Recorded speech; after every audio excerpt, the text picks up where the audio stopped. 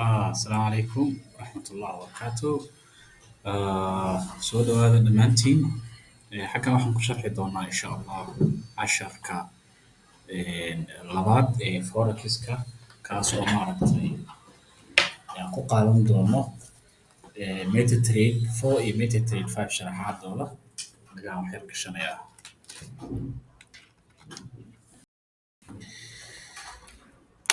Marka casharkan wuxuu ku saabsan yahay labadaas aan idiin sheegay maaragtay MetaTrader 4 iyo MetaTrader 5. Sidoo kaleeto applicationada kaleeto ee lagu trade gareeyo ayuu isaguna ku saabsanaan doonaa haddii aan la yiraahdo lagu trade gareyn karo. Waana casharkii labaad ee casharadeenii Forex-ka bilowga ahaa ugu talagalay ardada qofkii raba inuu Forex wax ka barto. Aan bilaabo marka insha Allah slide-ka labaad. Waxaa jira waxaan ka bilaabaynaa waxa la yidhahdaa types of execution ama noocyada suuqa loo galo enter in the market. Execution markaan waxaan ka wadaa titilka iyo waxaas ahayd ma ahane waa hab ama qaababka loo galo markaasi maxaan ku dhahay suuqa habka loo galo.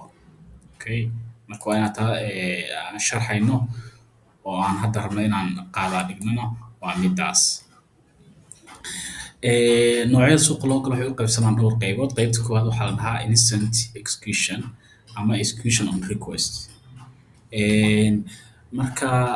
meeshaan waxa ku qoran waa CTrader, DXtrader iyo TradingView waa noocyo la mid ah oo laga dhex trade gareeyo. TradingView-ga haddii brokerka uu ku dhex jiro oo laga heli karo unbaa laga trade gareyn karaa. Laakiin CTrader-ka iyo DXtrader-ka waxay ka mid yihiin noocyo lagu trade gareeyo application lagu trade gareeyo oo sida MetaTrader 4 iyo MetaTrader 5 gaara. Waxaa kaloo xusid mudan in hadda aad loo isticmaalo MetaTrader 5 oo 4-ga waa markii la casriyeeyay MetaTrader 5 noqday ama shirkad baana iskale shirkadda MetaTrader la dhahaa iskale Meta la dhahaa iskale. Marka applicationadan kaleeto oo CTrader-ka iyo DXtrader-kana waa applicationo la mid ah ayaguna MT4-ga iyo MT5-ka. MT4 MT5 haddaan maqashid kuwa MetaTrader-gaas laga wadaa. Marka instant execution-ka haddaan ka bilowno wuxuu yahay waa mode oo in this mode the order is executed at the price offered to the broker. Waa order ama gelis suuqa laga gelayo price iyo qiimo uu ku siinayo markaasi brokerka aad akoonka ku leedahay. Sidaan soo sheegnayna broker hore soo sheegnay oo waxaan niri waa mukhallaska ama waa cidda idin dhaxaysa adiga iyo suuqa weyn oo suuqa weyn adiga lacagta yar wata toos uga geli kartid. Marka broker aan sii maraysaa.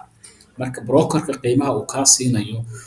qiimaha uu markaa ku siinayo brokeraduna way kala duwan yihiin qiimayaasha suuqa markaas uu marayo isagoo isku xilli ah bay meelo kala duwan iyo pointiyo yar iyo waxba u dhexdhexeeya. Meesha uu ka siinayo orderkii ama amarkii uu meesha kaaga furayay weeye noocan oo ah instant-ga.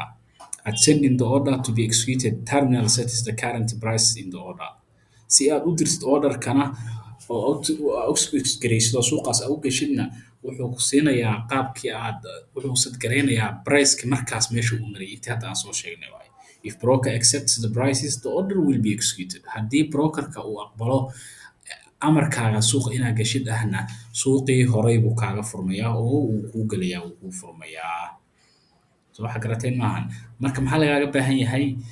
maxaa dhacaya suuqa wuu isfurayaa markaas. Haddii kale maxaa dhacaya dee wuu diidayaa ama haddii uu rabo in meeshii markaas amar ka samaayo meel kale uu brokerku ama uu rabo inuu ka furano wuu kuu sheegayaa waxaa kuu soo baxaysa record. If not, the so-called record will occur. Waxaa dhacaya record wax la yiraahdo. Suuq markaa isku dayday inaad furtid hadduu meel rabo kale inuu kaaga furo brokerku waa inuu ku wargeliyaa oo ku tusiyaa meesha la rabo suuqa inuu ka furmayo oo meesha hore amarka hore ka bixisay aysan ahayn.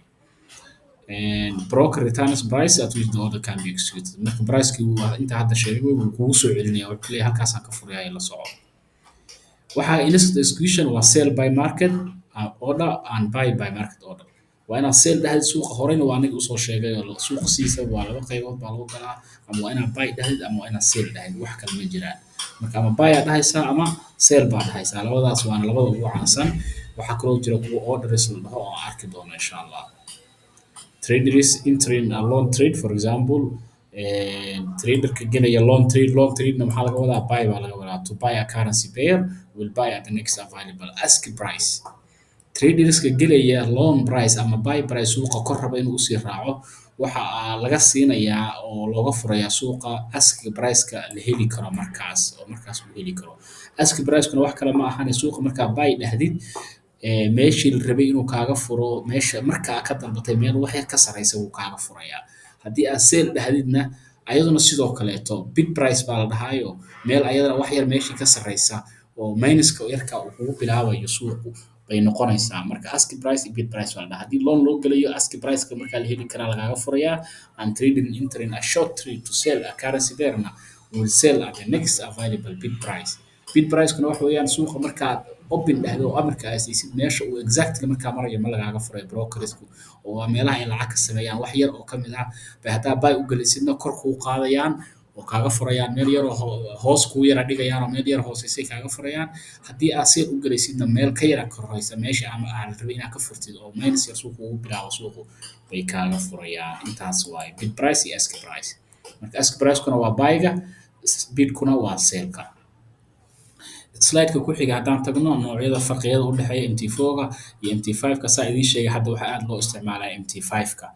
MT5-ka xaggaana aad loo isticmaalaa. Marka MT4-ga waaga waxaa lasoo bandhigay 2005 kana ka dambeeyay 2010. Marka MT5-ka wax kale maahan waa MT4-gii oo aad loo sii casriyeeyay. Farqiyadana u dhexeeya marka industry standard for forex trading platform more updated software buu leeyahay kana aad u update garaysa MT5-ka meel walba waa laga heli karaa. Brokerada qaarkood kan waxa waaye MT4-ga waagaas yaamihii hore inta badan MT4-ga loo badnaa. Kan laakiin brokerada qaar oo casriga ah oo rabay inay casriyeeyaan baa isticmaalayay. Labadana waxaa iska leh shirkadda luqadda ay isticmaalaan waa MQL4 iyo MQL5 waa kambaniga iska leh. Waan ka soconaynaa. Halkan waxaan ka gelaynaa types of execution on request waxa la dhaho. Tii hore waxay ahayd instant execution. Tan laakiin waa execution on request. Waa order ama nooc gaar ah suuqa la gelayo lasii dhiganayo lasii balansanayo. Suuqa isla markii ma gelaysid waa fiirinaysaa waxaa leedahay meel hebel markuu gaaro ama meeshas markuu suuqu jabiyo waa inaa halkaa ka galaa oo order baa sii dhiganaysaa. Marka waxaa la dhahaa execution on request. Marka in this mode, the market order is executed at the price previously received from the broker. Waxaa laga execute garaynayaa price suuqu meel uu horay u tegay oo meeshaas suuqa hadduu ku noqdo ama meeshaas markuu gaaro khasabna dee meesha waa meel uu soo gaaray unless dee ay tahay ma ahane highest maxaa la dhahaa new high ama new high dabcan new low ma jiri karo suuqa meel uu horay u gaarin dee inuu dhaqaale burbur xoog la dhaca ma ahane ma tegi karo. Marka maxaa dhacaya waxay tahay in suuqii lagaaga maxaan ku dhahayto lagaaga furo meel uu horay u tagay horay u gaaray oo orderka aad sii dhigatay aad sii ballansatay camal meeshaas camal markuu suuqu ii gaaro xaggaas ha ii furo aad dhahdid ha iiga furo markaas waa lagaaga furaya brokerkii ayaa kaaga furaya. Marka price for certain market order are requested from the broker before the order is sent. Price-ka meel gaar ah la rabo in laga furo suuqa la rabo meel gaar ah in laga furahay waxaa laga sii codsadaa brokerka suuqi ka hor inta uusan meeshaas gaarin. Orderkii baa sii senti garaynaysaa. Orderkii markii hore aan soo baranay oo ahaa isla marka hore laga galo kuwa noocyadan waxa weeyaan suuqu hadduu meeshaas iyo meeshaas gaaro kor iisii geli hadduu meeshaas iyo meeshaas gaarana hoos iisoo geli haddii uu meeshaas iyo meeshaas kor markuu soo gaaro halkaas uu gaarana hoos iisoo geli ama hadduu hoostaan soo gaaro kor saas iigu soo geli. Afartaas nooc bay noqon doonaan saa arki doono insha Allah. Waxbayaan ka hordhaya waana arki doontaan insha Allah waxba isku wareernina markaad tajribeeynaysaan guriyaasha idin soo diray noocyada orderada execution-ka loo dhigto waxaas oo dhan waa arki doontaan labada muuqaal mid aan sameeyay oo telephone Samsung aan ku sameeyay iyo mid kaleeto oo nin cadaan oo telephone iPhone ah labadaas aan idin soo diray groupkan kusoo dhexdiray marka casharkan duubay waa ka heli kartaa casharkaana hoos buu uga jiraa linkiga haddaa koobi dhahatid oo aad tagtid meesha YouTube-ka waa ka daawan kartaa. Marka muxuu yahay buy stop order noocyada maxay kala yihiin marka afartan nooc waaye hadda idin sheegay buy stop order sida arki doono waa ka buy stop order sell stop order iyo buy limit order iyo sell limit order baa jira intaas oo nooc waa jira waa joogaa stay the call maadaama cidna igula jiro wuxuu leeyahay weli callkan ku jirtaa inuu wuxuu ka shakiyay in aan hadlayo in kale marka meeshaas un baa taabanayay. marka mid walbana ayagoo sharxayna waa tan midda koowaad maxay tahay buy stop orderka waana midda aadka loo isticmaalo labada ugu horeysa aad loo isticmaalaa waa bending order to buy an asset at a specified higher price waa order ama codsi lasii dhiganayo oo lasii saadaalinayo suuqa meeshaas markuu gaaro oo amar aad rabtid in suuqa aad ka geshid meeshaas tusaale ahaan halkaas suuq markuu gaaro meeshaas calaamadda la dhigtay buy easy geli buy stop aa la dhahaa marka xaggaas stopkaas markuu marayo halkaas suuqa kor ah usii raaco marka muxuuna yahay waa order placed above the current market price waxaa la dhiganayaa priceku marka meesha uu marayo meel ka sarreysa oo suuqa halkaan markuu camal uu maraya baa halkaas sii dhiganaysaa koreeto yeah. Buy stop orders are good method goormaana la isticmaalaa for use trading breakouts on bullish trends waxaa la isticmaalaa marka suuqa aa aragtid jihadiisa inuu u goosan rabo kor u dhaqaaqi rabo markaasaa sii dhiganaysaa intii aad uu ku dhaafi lahaa iyo xoog kugu dhaafi lahaa meesha sii dhiganaysaa orderka marka meeshuu soo gaaro horey uu kaaga furayaa suuqa horey buu kugu sii soconayaa marka waana ujeedaan above current market price is trending up waa suuq kor u socda marka tan ku xiga waa oo aadka iyaduna loo isticmaalo types of waa sell stop order waxa la yidhaha sell stop orderku asaguna waa tii hadda aan sheegnay mid kasoo horjeegta oo ah order to sell an asset at specified lower price waxaa waa order lasii dhiganayo suuq markaas socda meesha uu maraya meel ka hooseysa si suuqa markuu meeshaas gaaro uu horey kugu sii raacin karo okay marka waxaana la dhigtaa market markuu trending down yahay uu hoos u socdo market price on a market trending down suuq hoos u socdo hoos u daadanaya sida kan camal oo kaleeto baa waxaa rabtaa suuqa markuu meesha hoose jabiyo inuu horey kaaga furo oo horey usii geshid si uusan kuu dhaafin badanaana suuqa markuu xoog u dhaqaaqaya iyo si uusan kuu dhaafin oo faa'iidada aysan kuu dhaafin baa la dhigtaa marka labadaana ugu caansan labada isticmaalo labada kale aad looma isticmaalo mana fiicna in la isticmaalo waa buy limitka oo ayadana ay tahay suuq markaas kor jooga markuu meel hoose gaaro kor iisoo geli marka dee ma garan kartid suuqaan markuu hoosaan tago inuu soo noqonayo ma garan kartid waa qiyaas marka aad u khatar ah una halis badan oo aad loo isticmaalin waa buy limit aa la dhahaa maxay tahay waa order to buy an asset at specified lower price soo ma jeedin tii hore oo koowaad oo buy stopka ahayd bay kasoo horjeedaa waxaa la dhiganayaa suuqa inaad buy u geshid baa rabtaa haggaan laakiin suuqi halkaan u marayaa marka waxaa leedahay suuqan markuu halkaan tago korkaas aan usoo galo yaa taasoo khatarta ay leedahayna waxay tahay suuqan de markuu halkaan tago inuu soo noqonayo hadduu rabo hoos uu sii soconayaa sidaa darteed ma fiicna in la isticmaalo mana isticmaalno anagu marka waa order placed below the current market price on a market trading up waa order la dhiganayo barayska suuqa meesha uu markaas maraya meel ka hooseysa adoo weliba tamaninaya oo ka fakeraya inuu suuqan kor usoo noqon doono waana iska tamani iska waxa waaye khalad ah marka tusaale ahaan suuqii halkaas maraya halkaas buy limit dhiganaysaa waxaa leedahay suuqa halkaa markuu tago waxaan aaminsanahay inuu soo noqonayo maxaa yeelay waxaa istiraatiijiyaddan waxaa jira sheegaya sida kan oo kaleeto xaggaan markuu tegey wuu noqday camal marka xaggaan markuu tagana wuu noqonayaa laakiin ma hubtid hadduu rabo wuu jabsanayaa suuq markuu xoog u socdo oo kaleeto inta badan maxaan ku dhahay resistansiyada iyo maxaan ku dhahay sabootyada wax la yidhaahdo aan baran doona iyo wuu jabsadaa wuu dhaafaa okay marka waa noocaas asaguna noocan waa nooc kasoo horjeeda sell limit order bending waa is a bending order to sell an asset at specified higher price waa suuq maxaan ku dhahay kor u socda oo aad leedahay waxa kooda hoos u joogaa laakiin waxaad tamaninaysaa suuqan markuu korkaa tago inuu haddana hoos usoo noqon doono sida kii haddeer camal buu kasoo horjeedaa muxuu yahay waa suuq inaad seel dhahdid aad sii dhigatid meel seel aad sii dhigatid adiga oo suuq uu markaas kor joogo meel kale uu joogo may hoos u joogaa suuqu markaas laakiin maxaa aaminaysaa inuu marka korkaa tago uu soo noqon doono marka halkaasaa seelkii dhiganaysaa seel limitkii dhiganaysaa marka seel limitkii inta badan isagana lama isticmaalo okay it's an order placed above the current market price meesha suuq markaas uu marayo meel ka sareysa oo suuqii halkaan uu marayaa halkaas markuu tagaa rabtaa inuu kuu soo furo oo saas kugu soo dhaqaaqo marka dee khatarta uu leeyahay waxay tahay suuq halkaa markuu tago hadduu rabo dee meeshaan oo ah resistancy wuu jabsan karaa hadduu rabo wuu dhaafi karaa marka waa lagu cunayaa marka inaad khasaare gashay u baahan tahay aad looma isticmaalo selling orders are a great way of trading retracement on bearish trends haddii aad waa suuqa aaminsan tahay suuqan retracement buu sameynayaa wax yaroo kor noqonayaa kadib uu soo noqonayaa retracementna waxaa la dhahaa suuqa inta badan sida caadiga ah sida la yaqaano hal mar huuf kor uma wado dhammaantood iskagama socdo markuu wax yar kor u socdaba wax yar gadaal usoo noqdaa kor u socda hadduu hoos u socdana hal mar huuf gadaa hoos uma dhahaye hoos marka wax yar u socdaa wax yar kor usoo noqonayaa kadib wuu soo noqonayaa wax yar buu kor usoo noqonayaa wax yar buu sii soconayaa kadib meesha hore uu sii jebinayaa marka iyadoo aniga aan soo koobayna waa kana buy stop iyo sell stop labadaana marka aad loo isticmaalaa labadan sell limit iyo buy limitna aad looma isticmaalo waana intii hadda aan sharxayay wax kale oo jira ma ahan waxaan kaloo kusii darnay intaan noocyadan inaan barbarano oo ah take profit oo ah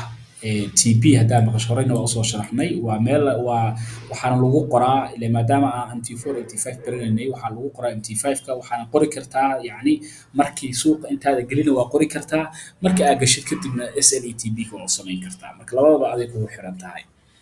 marka maxaa waaye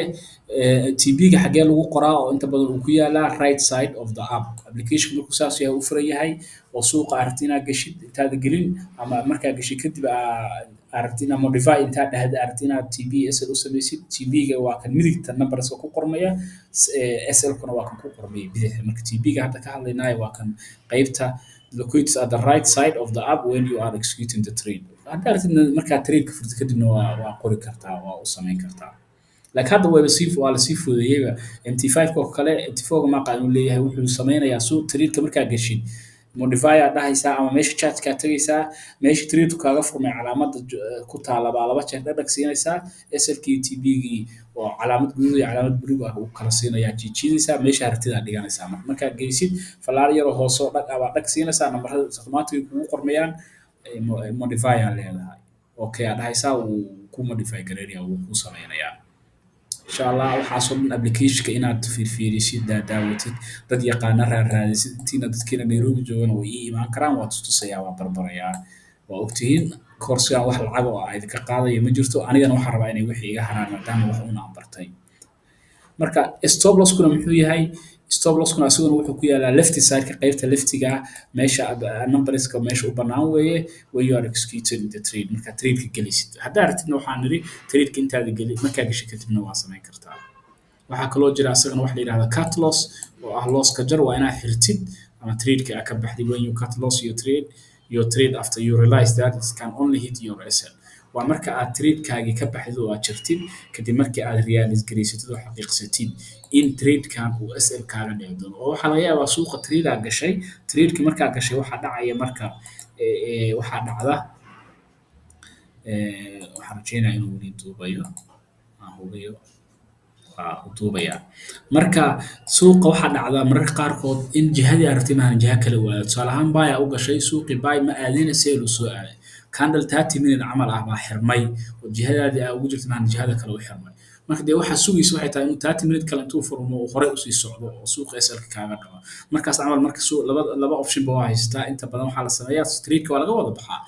trade intuu SL kaaga dhici lahaa wax uun badbaadiso lacagtaadii ama maxaa kaloo samayn kartaa inaad qayb dadka qaarna waxay sameeyaan way ku kalsoonaadaan trade-kooda oo waxay sameeyaan kala bar camal bay xiraan oo hadduu trade-kan uu khasaariyo intuu khasaarin lahaa in wax yar ka yar inuu ku khasaaraan marka cut loss aa la dhahaa waana markaa xaqiiqsatid oo when you realize that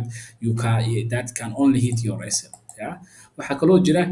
signal wax la dhaho signalka wax kale ma ahana waa forex signal waa suggestion for entering a trade on a currency pair usually at a specific price and time waa soo jeedin qof uu soo jeedinayo in aad trade gashid asagoo oo trade yacni beer gaar ah ama euro USD ama GBP ama gold oo kaleeto beer la isla yaqaano asagoo oo ku siinaya price gaar ah meel hebel marka uu marayo ama chat-kii oo kale soo diraya meel hebel marka uu marayo buy waa loo geli karaa meel hebel marka marayo sell waa loo geli karaa iyo waqtiga uu soo dirin waa inuu specific noqdaa haddii 5 minute ka hor trade-ka la soo diray dib ma geli kartid trade-ka already uu dhaqaaqa meeshii laga soo diray wuu dhaafay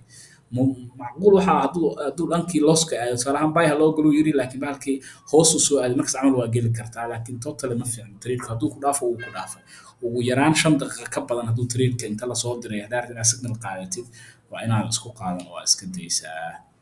okay the signal is generated either by human analyst qof trade gareynaya baa soo diri kara ama automated forex robot EA wax la yiraahdo ama robot signal ka soo bixin kara ama qof caadi ah oo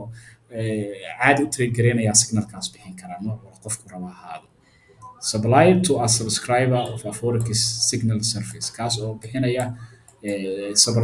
oo siinaya oo supply gareynaya qof subscribe gareeyay forex signal service oo ah qof signalada meel dad signalada usoo dira dadka subscribe yiri marka lacagaa la bixiyaa badanaa dadka qof wuxuu ku dhahayaa trader rabaa inaan ku siiyo saan weeye halkaan ay ka dhacday waa kana waxaas ku dhahayaa marka laakiin inta badan waxaa la rabaa inaad qofna signal ku raacin qofkii live caadi u trade gareynaya way fiican tahay inaad la trade gareysid laakiin signal weliga ayaa laha raadinin